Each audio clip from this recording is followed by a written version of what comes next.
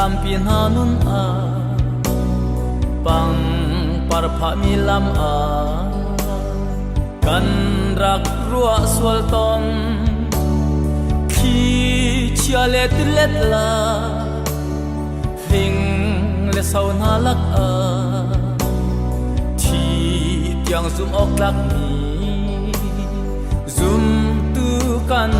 lo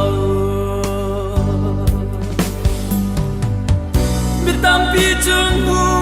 lay an kiri an giang đi chang đâu tu le ra tu a an chang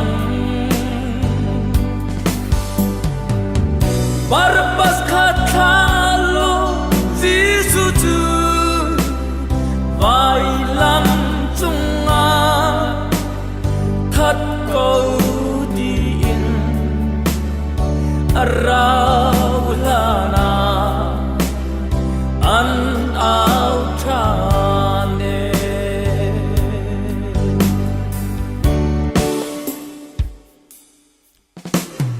Jerusalem lung ro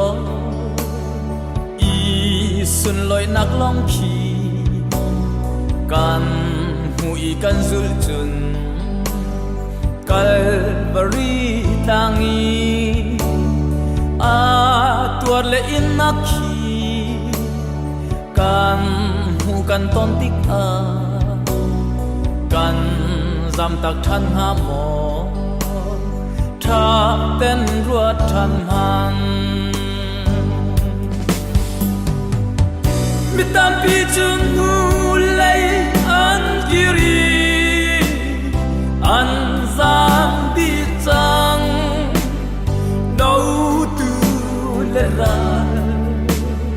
tu a an chang barbas khat khalo jisu tu vai lam chung a thật câu đi arawlana an ao thane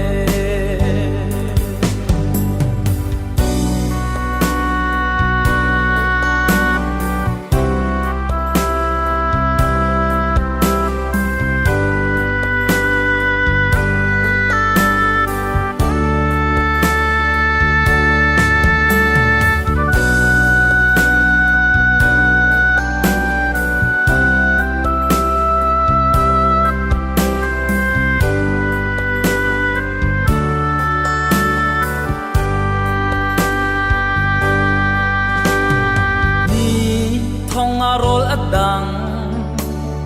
liao long khi kan hui a nu kan zul a chun kes ma ni dum i mi khi le than ti he a ta le tuarin na kan hu kan ton tik a kan zam tak ha mo mi tam pi chung nu lay an kiri an zam đi chang đâu tu le ra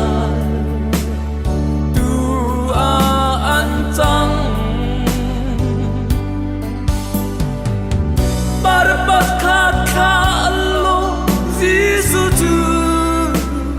vai lam chung a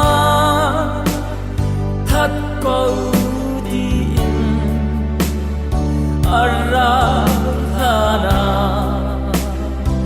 an ao thane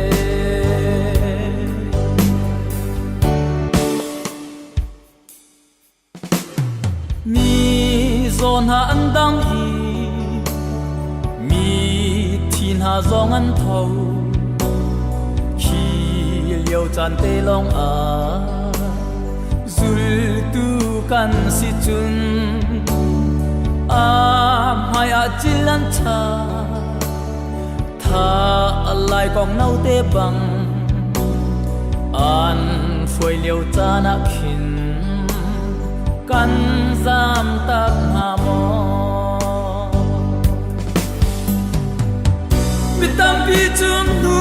lấy an kiri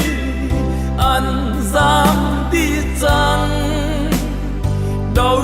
tu lê ra tu an chăng marpas khat khat